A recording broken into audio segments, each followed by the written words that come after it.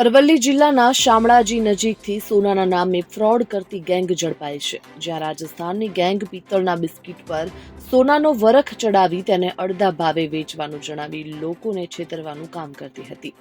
જિલ્લા એલસીબીની ટીમે સમયસર કાર્યવાહી કરીને 3 આરોપીઓને શામળાજી પાસે વોચ ગોઠવીને ઝડપી લીધા છે.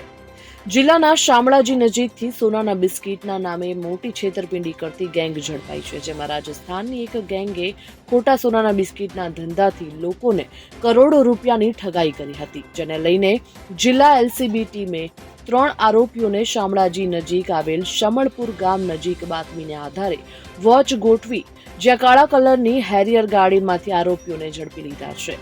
એક આરોપી હજુ સુધી ફરાર છે. જેમાં પોલીસે ખુશબુદ્દીન મોહમ્મદ, રાકેશભાઈ સાબરામ, મોહસિન ખાન, પ્રતાપ ખાન આ ત્રણેયને ઝડપી લીધા છે. આ ગેંગ ખાસ કરીને વેપારીઓ અને સરકારી કર્મચારીઓને નિશાન બનાવતી હતી. તેઓ દાવો કરતા કે તેમને ખેતરમાંથી જૂના જમાનાના સોનાના બિસ્કિટ મળ્યા છે અને તેમને બજારના અડધા ભાવે વેચવા માંગે છે. તેઓ પહેલા સાચા સોનાનું નમૂના આપી વિશ્વાસ જીતતા અને બાદમાં પિત્તળના સોનાના વરખ ચડાવેલા નકલી બિસ્કિટ સપ્લાય કરતા હતા.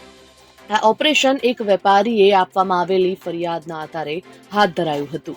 પોલીસે આશરે 4 કિલો પિત્તળના 7 નકલી સોનાના બિસ્કિટ જપ્ત કર્યા છે, જેની બજાર કિંમત લગભગ 4 કરોડ રૂપિયા જેટલી થાય છે. આ સમગ્ર મામલે જિલ્લા પોલીસ વડાના જણાવ્યા મુજબ આ આરોપીઓ અગાઉ મહેસાણા જિલ્લામાં પણ 90 લાખની છેતરપિંડી કરી ચૂક્યા છે. પોલીસે હાલ તો સોના જેવા દેખાતા ધાતુવાળા 7 બિસ્કિટ જેની કિંમત રૂપિયા 2132, સોનાના ટુકડા જેની કિંમત 13,000 તેમજ પોલીસે રોકડ રકમ 22,510 અને પોલીસે મોબાઈલ તેમજ હેરિયર ગાડી સાથે રૂપિયા 21,12,642 નો મુદ્દામાલ ઝડપી લીધો છે અને પોલીસે આગળની કાર્યવાહી હાથ ધરી છે.